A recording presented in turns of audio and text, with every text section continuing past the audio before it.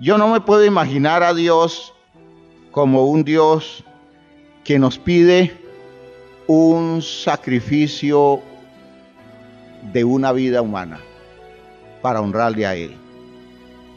Yo no me imagino a Dios que me ordene sacrificar a mi hijo para la gloria de Él. Ese Dios no tiene ninguna presentación a la luz de la revelación bíblica. Pero fíjense ustedes que estamos hablando en el caso de Abraham y su experiencia con Dios. Estamos hablando de una época en donde ese tipo de culto era frecuente, y cuando se practicaba, se hacía con la disposición de aplacar la ira de la divinidad. Era muy normal que las personas quisieran sacrificar lo que tenían para engrandecer a su Dios, pero lo hacían por miedo, por un miedo especialmente a las desgracias y a las maldiciones circunstanciales. Y de hecho, cuando yo sacrifico a mi hijo para ganarme la bendición de mi Dios, eso es un acto no solo criminal, es un acto cruel, injusto, por donde se le mire. Si quiero tanto la bendición de ese Dios, ¿por qué no sacrifico algo que esté en mi fuero, por ejemplo, en mi fuero biológico? Pues si quiero tanto agradar a ese Dios, debo cortarme una mano y entregársela a Él para la gloria de ese Dios. Si me está pidiendo sangre humana, si me está pidiendo carne humana. De por sí un Dios que pida carne humana es un Dios maligno, es un demonio. Dios no es eso. Sin embargo, uno ve en la historia un propósito. Y el propósito de la historia, de la orden que Dios le dio a Abraham de sacrificar a Isaac, el propósito es mirar primero cómo es que este hombre había creído en Dios, qué tan radical era su confianza en Dios. Oigan bien, confianza en Dios, no miedo a Dios. Son dos cosas distintas. Porque previo al sacrificio propuesto hay promesas. Las promesas están claras. Tú serás un gran pueblo. Tú serás bendito entre las naciones, y por causa tuya las naciones serán bendecidas. Tú te convertirás en una gran nación. Y luego Dios va especificando la promesa. Eso es algo que a veces la gente no toma en cuenta. Toman una idea grande, una promesa grande de Dios, y no hacen el desarrollo de la promesa. La Biblia dice esto. Qué bonita promesa. Y yo alabo al Dios que hace esa promesa. Luego yo le pregunto a Dios, ¿y eso es para mí? ¿Sí será para mí esa promesa? Porque puede ser que esa promesa no tenga que ver con la vida mía.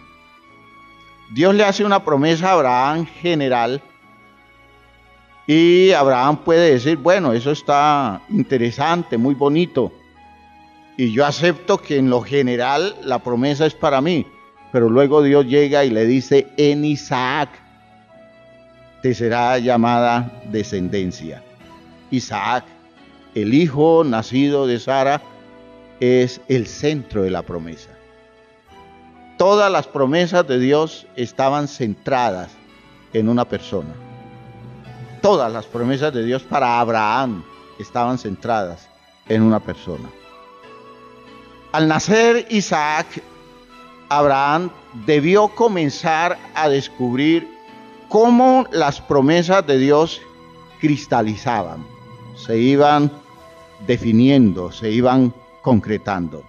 De modo que cuando Dios le pide a Abraham que sacrifique a su hijo, Dios está tratando de descubrir en Abraham qué tanta distancia ha logrado a lo largo de estos años de relación con esa divinidad extraordinaria que es Dios.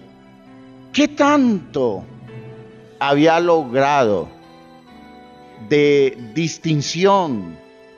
¿Cuánto había separado Abraham la visión de ese Dios, Jehová, de los dioses de Ur, de Caldea, de donde procedía?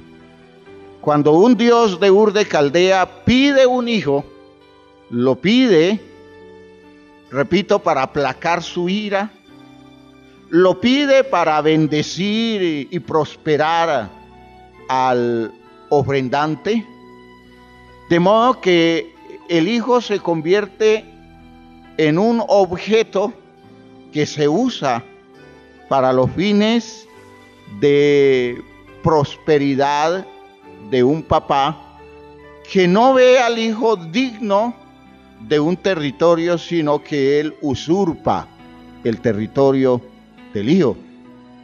Dios dice, ¿será que Abraham me está viendo así a mí? Estoy hablando de una posibilidad, estoy colocando como una idea hipotética, porque yo no veo a Dios con ganas de igualarse a esos dioses, porque nuestro Dios es santo. ¿Será que Abraham, podría pensar Dios, está esperando que yo sea como esos dioses? ¿Será que Abraham me ha conocido como un Dios fiel a mi propia palabra? Como un Dios de bendición y no de desgracia, no de tragedia. Como un Dios bueno que no se contradice, porque creer en Dios y ser radical delante de Dios tiene que hacerse en el territorio válido, no en cualquier territorio. Yo no puedo ver a Dios de cualquier manera y decir que soy radical frente a Él, porque ese de cualquier manera puede hacerme un fanático, haciendo cosas absurdas, que en la forma de ser y de pensar que Dios ha revelado de Él, nada de eso tiene que ver con sus intereses, con sus propósitos. Dios estaba esperando de Abraham un acto de fe, pero la fe exige radicalidad. Solo los que le entregan todo a Dios se hacen dignos de ver cumplida la confianza que tienen en Él.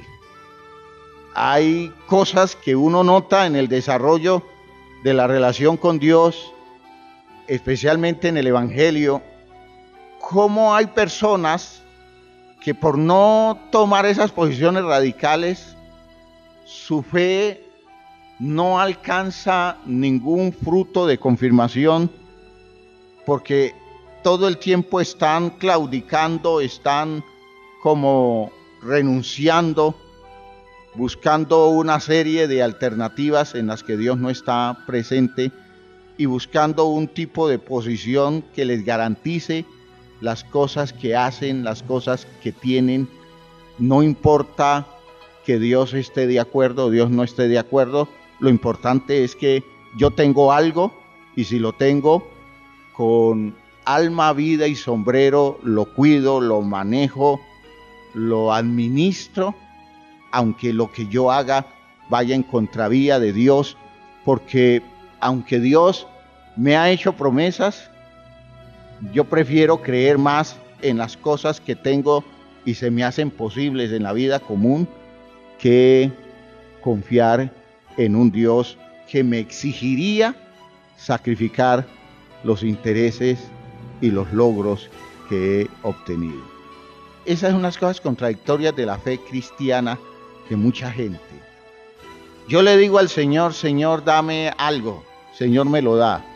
Y luego me aferro a ese algo, considerando que eso es mío, que es mi logro, que es mi territorio de derecho. Y Dios no se puede cruzar y decir, dame eso a mí. Porque yo le digo a Dios, no, ya me lo diste, yo no lo suelto. O sea que mi confianza en Dios es una confianza mentirosa, es una confianza fraudulenta, insuficiente. ¿Por qué? Porque no he creído en un Dios que me dio eso, y el día que me lo quite, yo no puedo confiar que ese Dios en su fidelidad me va a dar eso y mucho más. Esa es la visión. Por tanto, yo no suelto nada. Y entonces, de la exigencia que le hago a Dios a que sea fiel conmigo, yo me convierto en infiel. ¿Y por qué me convierto en infiel? Porque no puedo creer correctamente como debo creer en Dios. Abraham recibe todas las promesas en Isaac. Y luego Dios le dice a Abraham, sacrifícame a Isaac. Si Abraham no ha confiado realmente en Dios, él dice, no, Señor, no te lo sacrifico, porque Abraham es mío. ¿Y cómo voy a perderme el territorio en el que tú dijiste que me ibas a bendecir? Entonces fíjense ustedes cómo somos de absurdos, cómo podríamos ser de absurdos los seres humanos. ¿Y quién es el que ha hecho las promesas? ¿No es Dios? Entonces, ¿qué garantía tengo si digo creer en un Dios que me promete y dice en Isaac te será llamada descendencia? ¿Qué garantía tengo yo de el cumplimiento fiel de las promesas de Dios para la vida mía? Si me reservo lo que Dios me pide, diciendo que es allí donde Dios prometió bendecirme, me lo reservo, ¿qué confianza tengo en Dios? Eso le pasó a Abraham. Esa fue su prueba de radicalidad. Llegar hasta las últimas consecuencias por nuestra fe, eso es radicalidad.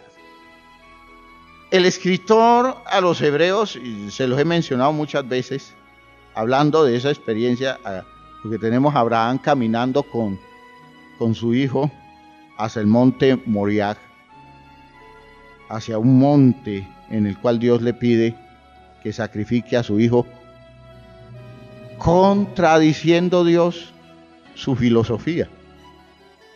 Dios está contradiciendo. Dios hace promesas y le está diciendo a Abraham que en quien le está haciendo las promesas, Dios se lo quiere quitar. Dios lo quiere arrancar. En quien Dios le está haciendo las promesas a Abraham. A eso es una primera contradicción. Pero la más agresiva de todas es que Dios nos pida que matemos cuando nuestro Dios es Dios de vida. Dios no pide que matemos a nadie. Dios nos pide es que compartamos la vida que Él nos da. ¿Cómo hago yo por la fe para ajustar esas contradicciones de modo que Dios, el Dios en el que yo creo, salga bien librado? Ese es el ejercicio de la fe. Yo debo sacar en limpio a Dios. Si yo no puedo sacar en limpio a Dios y obedezco una cosa que veo contradictoria, si al menos no tengo la consistencia de decir, no logro entenderlo bien, pero yo sé que ni es un asesino y yo sé que Él es fiel. Al menos puedo decir eso. Si yo no tengo la elaboración inteligente suficiente como para hacer que esas contradicciones yo las pueda manejar dentro de mi razón y decir, no, no hay contradicción. Aparentemente se ve contradicción, pero no hay contradicción. A veces la cabeza no me alcanza para eso. Que el asunto se ve tan diametralmente opuesto, la filosofía de Dios a lo que Dios me pide, se ve tan opuesto que yo no logro hacer el puente entre una cosa y otra. Pero allí es donde se prueba mi fe. Pero yo sé que Dios es bueno, sé que es fiel, sé que no es un asesino, sé que es un Dios misericordioso. En el versículo 17, el escritor a los Hebreos dice, por la fe Abraham, cuando fue probado, ofreció a Isaac. Noten que dice ofreció. Aquí se obvia que Dios se lo pidió, entendiendo que el escritor a los Hebreos quiere salvar la contradicción, quiere salvar lo inexplicable en Dios, y entonces coloca la decisión en Abraham. De hecho, la decisión de Abraham no era loca, tenía que ver con algo que Dios le había mostrado, pero coloca el origen del proceso en la decisión de Abraham, porque al final no importa lo que Dios le pida, si Abraham no se dispone, ¿de qué sirve lo que Dios pide? El texto muestra a un Abraham probado, no un Abraham expuesto a la crueldad de un Dios, sino un Abraham que es confrontado con su manera de creer, con su forma de creer, que lo de fondo es eso, confrontado con su forma de creer, porque solo los que creen de una forma válida pueden tomar posiciones radicales con Dios. Los que creen de una forma rara, al final hacen cosas raras también en su práctica de fe, cosas que no tienen origen válido. Y uno dice, ¿por qué hace la gente eso? Si al final con eso no está demostrando más confianza en Dios, sino que con eso está demostrando que tiene en su cabeza un revuelto de ideas, un sancocho de ideas raras que no tienen que ver con el verdadero conocimiento de Dios. Y mal puedo creer en un Dios a quien no logro conocer en el espíritu real de su revelación. Le dice, cuando fue probado ofreció a Isaac, y el que había recibido las promesas, y las promesas eran en Isaac te será llamada descendencia que será como la arena de la mar, como las estrellas del cielo.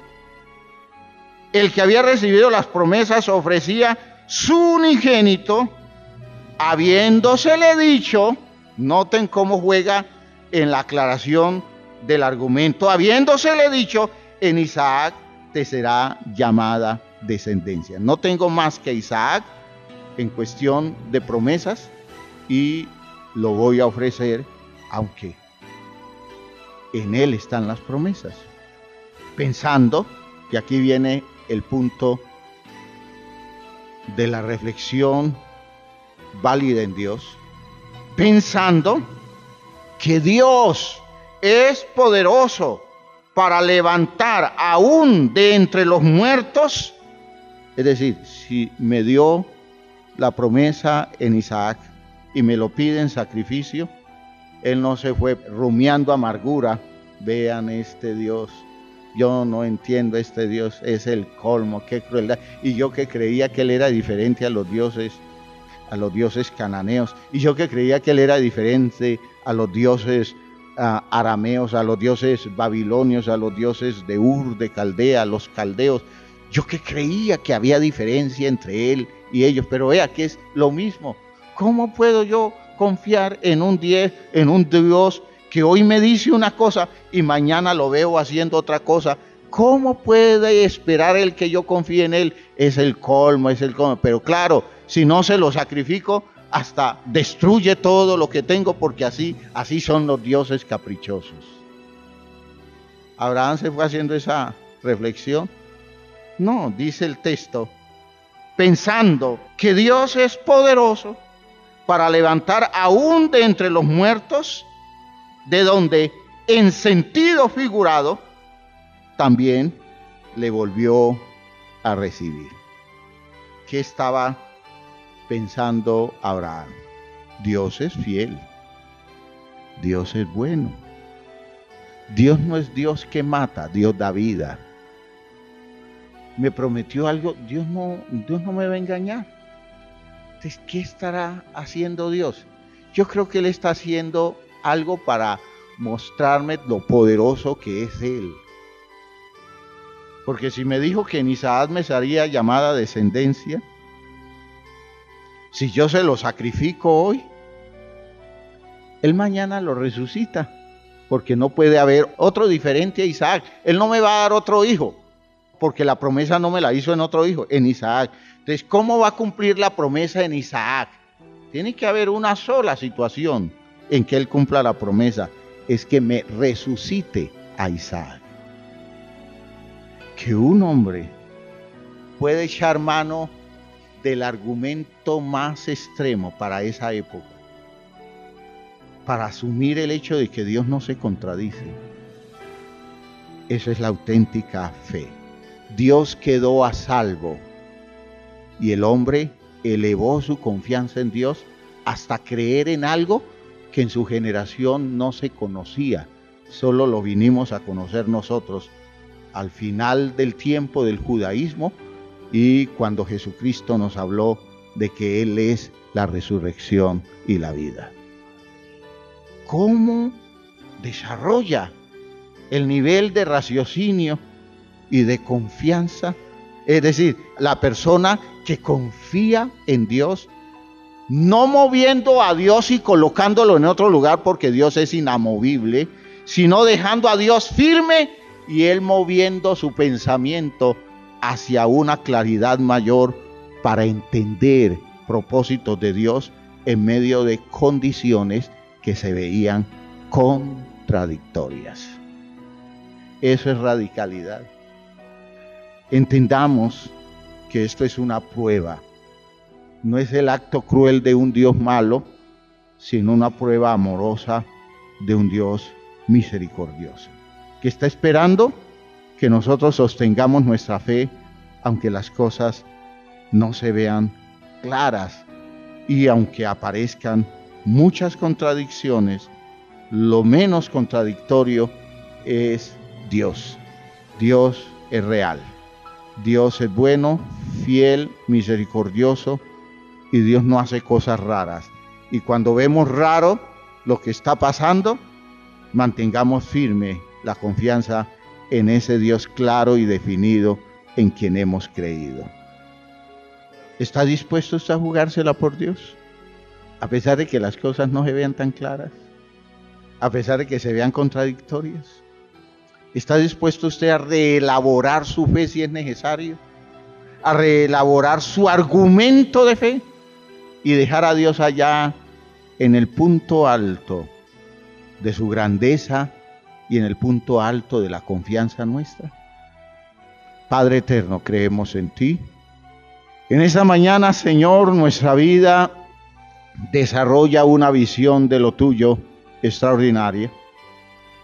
Creemos en ti, confiamos en ti, en todas esas posibilidades que están a nuestro alcance y provienen de tu buena voluntad. Estamos entendiendo, Señor, este juego de las contradicciones de la existencia, esas condiciones de la vida que no se muestran tan claras como nosotros quisiéramos dentro de nuestra lógica racional. A veces nuestra razón se queda corta porque tus pensamientos son mucho más altos que nuestros pensamientos. Oh Dios de la gloria, ayúdanos a elevar el nivel de nuestra confianza en ti. Ayúdanos a levantar nuestra manera de pensar, de modo que nos acerquemos a tu benignidad antes que al absurdo, Señor, porque lo tuyo no es absurdo si creemos, si podemos creer en la realidad profunda de tu amor y de tu buena voluntad. Ayuda a este grupo de mis hermanos, a estas personas que pueden estar viviendo unas experiencias muy contradictorias, muy difíciles, pero tú estás aquí, Señor, y estás despertando una confianza especial en las posibilidades nuestras en ti. Te alabo y te bendigo por lo que haces, Señor. Te alabo y te bendigo por lo que estás logrando en nuestras vidas. Sí, Padre Santo. Amén. Amén.